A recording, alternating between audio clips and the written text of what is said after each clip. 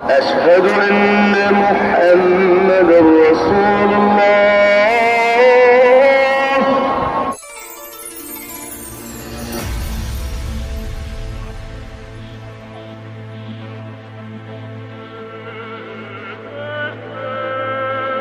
আমি এই মুহূর্তে আছি লালবাগ কেল্লার হাম্মামখানায়। এটা হচ্ছে 5টি কক্ষ বিশিষ্ট, আর এটা মুঘল গভর্নররা তাদের বাসভবন এবং দরবার হিসাবে ব্যবহার করতো। এটা আমার পিছনে দেখতে পাচ্ছেন, এটা হচ্ছে হাম্মামখানা সমাধি।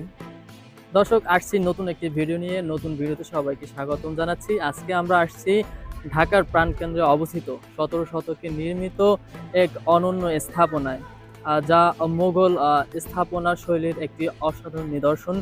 আছি লালবাগ কেল্লায়। আজকে এই লালবাগ কেল্লার সৌন্দর্য এবং রহস্য ঐতিহ্য জানার চেষ্টা করব, সাথেই থাকবেন। লালবাগ কেল্লা ঢাকার দক্ষিণ পশ্চিমাঞ্চলে বুড়িগঙ্গা নদীর তীরে অবস্থিত একটি অসমাপ্ত মুঘল দুর্গ। এটির নির্মাণ কাজ শুরু হয়েছিল 1678 সালের মুঘল সুবেদার মোহাম্মদ আজম শাহ কর্তৃক, যিনি ছিলেন সম্রাট আওরঙ্গজেবের পুত্র এবং পরবর্তীতে নিজেও সম্রাট পদপ্রাপ্ত হয়েছিলেন। কিন্তু পরে তিনি দিল্লি চলে যান, এতে কাজ থেমে যায়। তার উত্তরসূরি মুঘল সুবেদার শায়েস্তা খাঁ 1680 সালে পুনরায় কাজ শুরু করেন, কিন্তু শেষ করেননি, কারণ মুঘল সুবেদার শায়েস্তা খাঁ এর কন্যা পরী বিবি মারা যান। এই কারণে নির্মাণ কাজ থামিয়ে দেন। আমার পিছনে যে স্থাপনাটি দেখতে পাচ্ছেন, সেটা লালবাগ কেল্লার যে 3টি স্থাপনা আছে তার মধ্যে অন্যতম। প্রধান ফটক থেকে ঢুকলেই আপনারা প্রথমে যে স্থাপনাটি দেখতে পাবেন, সেটাই হচ্ছে এটা হচ্ছে শায়েস্তা খানের কন্যা পরী বিবির সমাধি। প্রথমে ঢুকলেই এই স্থাপনাটি আপনারা দেখতে পাবেন। কেল্লার প্রবেশ ফি দেশি পর্যটকদের জন্য 30 টাকা, মাধ্যমিক ও উচ্চ মাধ্যমিক শিক্ষার্থীদের জন্য 10 টাকা।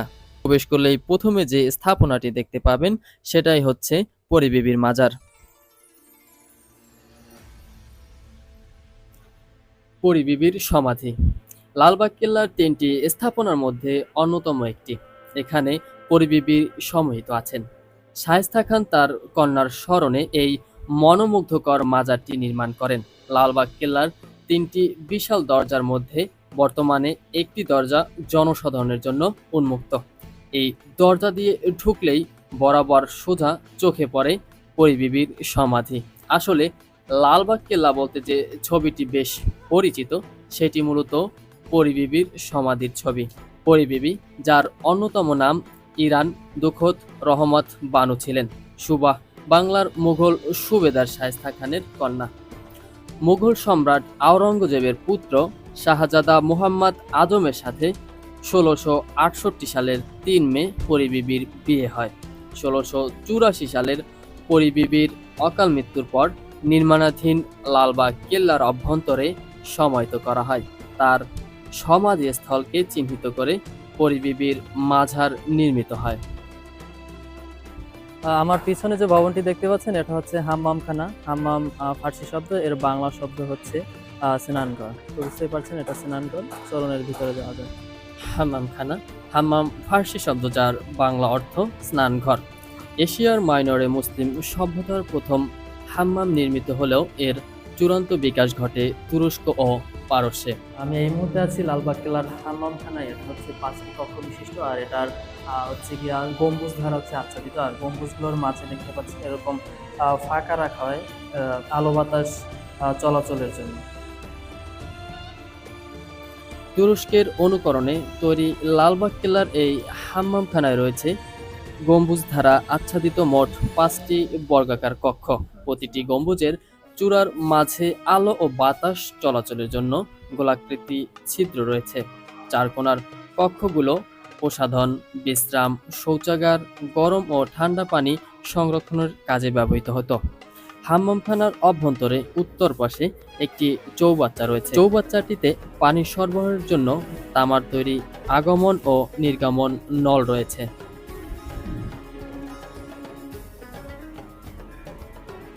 আমার পিছনে যেটা দেখতে পাচ্ছেন, এটা হচ্ছে দেওয়ানিয়াম। এটা হাম্মামখানার পিছনের অংশ। এটা মুঘল গভর্নররা তাদের বাসভবন এবং দরবার হিসাবে ব্যবহার করতো। এটা দেওয়ানিয়াম হাম্মামখানা মূলত সুবেদারদের বাসভবন হিসেবে ব্যবহার হতো। লালবাগ কেল্লার এই দালানকে দুটি কাজে ব্যবহার করা হতো: হাম্মামখানা বাসভবন হিসেবে এবং দেওয়ানিয়াম বিচারালয় হিসাবে। এই দালানের নিচতলা ছিল বাসভবন তথা হাম্মামখানা, উপরের তলা ছিল আদালত বা দেওয়ানি আম। শায়েস্তা খান এই বাসভবনে বাস করতেন এবং তার উপরে ছিল আদালত। এখানে তিনি সমস্ত বিচার কার্য পরিচালনা করতেন। লোকমুখে শোনা যায় শত্রুকে প্রতিহত করার উদ্দেশ্যে এখানে একটি গোপন সুড়ঙ্গ করা হয়েছে, যা বুড়িগঙ্গা নদীর নিচ থেকে ওপারে কেরানীগঞ্জে যাওয়া যায়।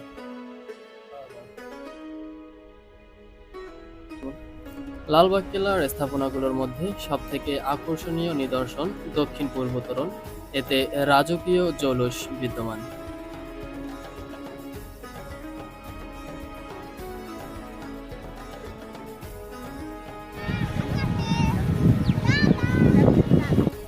সম্রাট আওরঙ্গজেবের তৃতীয় পুত্র শাহজাদা আজম বাংলার সুবেদার থাকাকালীন ৩ গম্বুজওয়ালা দুর্গ মসজিদ নির্মাণ করেন ১৬৭৮-৭৯ খ্রিস্টাব্দে। আয়তকারে ১৯.১৯ মিটার ইন্টু ৯.৮৪ মিটার নির্মিত ৩ গম্বুজ বিশিষ্ট মসজিদটি এদেশে প্রচলিত মুঘল মসজিদের একটি আদর্শ উদাহরণ। বর্তমানেও মসজিদটি মুসলিমদের নামাজের জন্য ব্যবহৃত হয়ে আসছে। দর্শক, ভিডিওটি ভালো লাগলে লাইক, কমেন্ট, শেয়ার করতে ভুলবেন না। আর এরকম ভিডিও পেতে চাইলে আমাদের পেজে লাইক এবং ইউটিউব চ্যানেলটি সাবস্ক্রাইব করে রাখুন।